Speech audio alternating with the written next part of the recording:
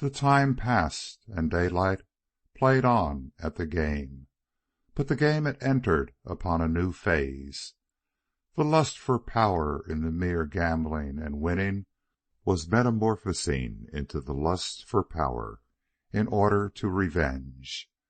There were many men in San Francisco against whom he had registered black marks, and now and again, with one of his lightning strokes, he erased such a mark. He asked no quarter. He gave no quarter.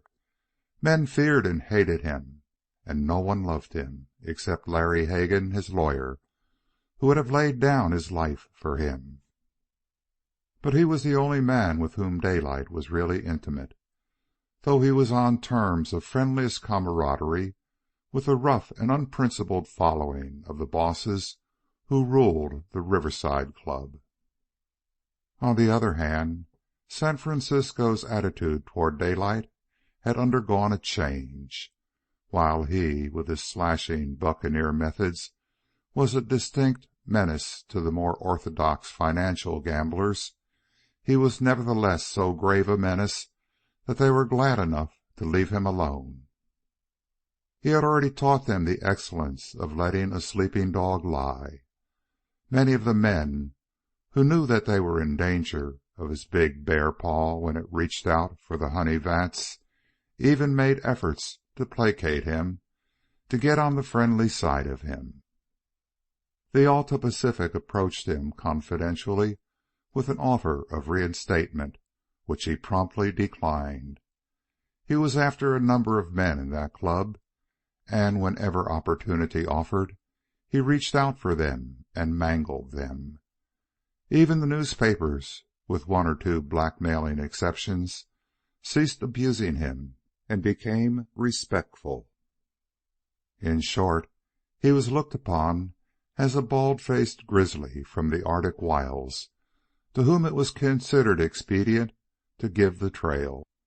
At the time he had raided the steamship companies, they had yapped at him and worried him, the whole pack of them, only to have him whirl around and whip them in the fiercest pitched battle San Francisco had ever known.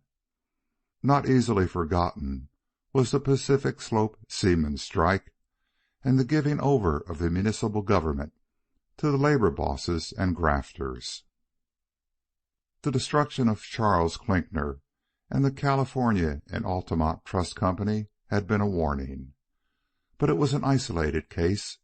They had been confident in strength in numbers until he taught them better. Daylight still engaged in daring speculations, as, for instance, at the impending outbreak of the Japanese-Russian War, when, in the face of the experience and power of his shipping gamblers, he reached out and clutched practically a monopoly of available steamer charters.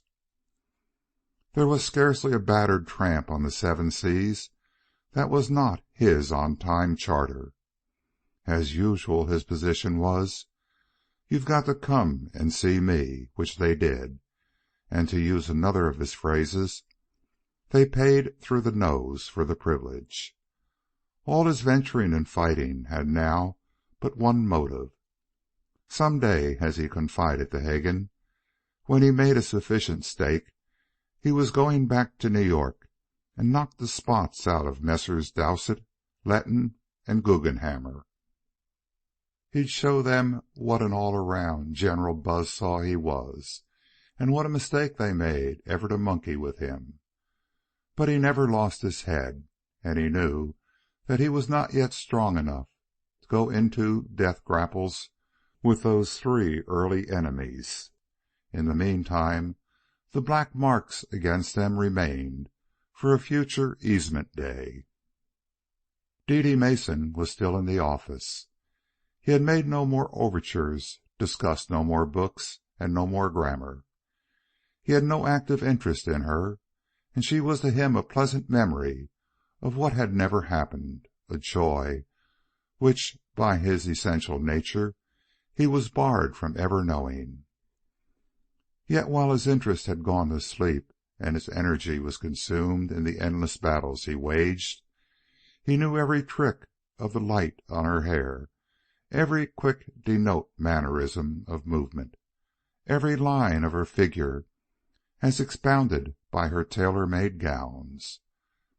Several times, 6 months or so apart, he had increased her salary, until now she was receiving $90 a month.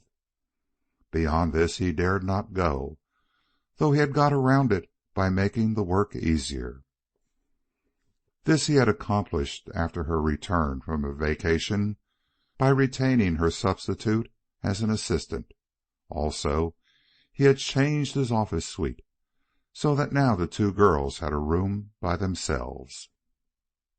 His eye had become quite critical wherever Dede Mason was concerned.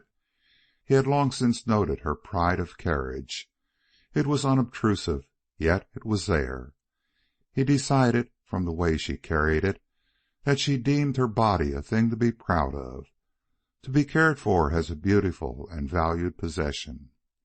In this, and in the way she carried her clothes, he compared her with her assistant, with the stenographers he encountered in other offices, with women he saw on the sidewalks. She's sure well put up, he communed with himself, and she sure knows how to dress and carry it off without being stuck on herself and without laying it on thick.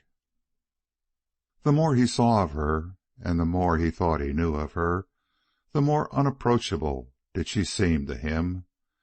But since he had no intention of approaching her, this was anything but an unsatisfactory fact. He was glad he had her in his office, and hoped she'd stay, and that was about all. Daylight did not improve with the passing years. The life was not good for him. He was growing stout and soft, and there was unwonted flabbiness in his muscles. The more he drank cocktails, the more he was compelled to drink in order to get the desired result. The inhibitions that eased him down from the concert pitch of his operations. And with this went wine, too, at meals, and the long drinks after dinner of Scotch and soda at the riverside. Then, too, his body suffered from lack of exercise, and from lack of decent human associations. His moral fibers were weakening. Never a man to hide anything, some of his escapades became public, such as speeding and joy rides in his big red motor car down to San Jose with companions distinctly sporty, incidents that were narrated as good fun and comically in the newspapers. Nor was there anything to save him. Religion had passed him by. A long time dead was his epitome of that phase of speculation. He was not interested in humanity. According to his rough-hewn sociology, it was all a gamble. God was a whimsical, abstract, mad thing called luck.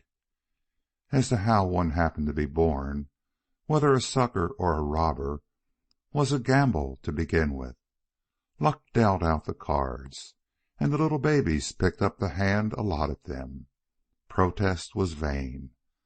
Those were their cards, and they had to play them, willy-nilly, hunchbacked or straight-backed, crippled or clean-limbed, addle-pated or clear-headed. There was no fairness in it. The cards most picked up put them into the sucker class. The cards of a few enabled them to become robbers. The playing of the cards was life. The crowd of players, society. The table was the earth, and the earth, in lumps and chunks, from loaves of bread to big red motor cars, was the stake. And in the end, lucky and unlucky, they were all a long time dead. It was hard on the stupid lowly, for they were coopered to lose from the start. But the more he saw of the others, the apparent winners, the less it seemed to him that they had anything to brag about. They, too, were a long time dead, and their living did not amount to much. It was a wild animal fight. The strong trampled the weak, and the strong, he had already discovered, men like Dowsett and Letton and Guggenhammer, were not necessarily the best. He remembered his miner comrades in the Arctic. They were the stupid lowly. They did the hard work and were robbed of the fruits of their toil, just as was the old woman making wine in the Sonoma hills. And yet they had finer qualities of truth and loyalty and square dealing than did the men who robbed them. The winners seemed to be the crooked ones, the unfaithful ones, the wicked ones. And even they had no say in the matter. They played the cards that were given them, and luck, the monstrous, mad god thing, the owner of the whole shebang, looked on and grinned. It was he who stacked the universal card deck of existence. There was no justice in the deal. The little men that came, the little pulpy babies, were not even asked if they wanted to try a flutter at the game. They had no choice. Luck jerked them into life and slammed them up against the jostling table and told them, "Now play, damn you, play." And they did their best, poor little devils. The play of some led to steam yachts and mansions, of others to the asylum or the pauper's ward. Some played one same card over and over, and made wine all their days in the chaparral, hoping at the end to pull down a set of false teeth and a coffin. Others quit the game early, having drawn cards that called for violent death, or famine in the barrens, or loathsome and lingering diseases. The hands of some called for kingship and irresponsible and numerated power. Other hands called for ambition, for wealth in untold sums, for disgrace and shame, or for women and wine. As for himself, he had drawn a lucky hand, though he could not see all the cards. Somebody or something might get him yet. That mad god Luck might be tricking him along to some such end. An unfortunate set of circumstances, and in a month's time the robber gang might be war dancing around his financial carcass. This very day a street car might run him down, or a sign fall from a building and smash in his skull. Or there was disease, ever rampant, one of Luck's grimmest whims. Who could say? Tomorrow or some other day, a ptomaine bug, or some other of 1,000 bugs, might jump out upon him and drag him down. There was Dr. Bascom, Lee Bascom, who had stood beside him a week ago and talked and argued, a picture of magnificent youth and strength and health. And in 3 days he was dead. Pneumonia, rheumatism of the heart, and heaven knew what else. At the end, screaming in agony that could be heard a block away. That had been terrible. It was a fresh, raw stroke in Daylight's consciousness. And when would his turn come? Who could say? In the meantime, there was nothing to do but play the cards he could see in his hand, and they were battle, revenge, and cocktails. And Luck sat over all and grinned. End of Part 2, Chapter 10.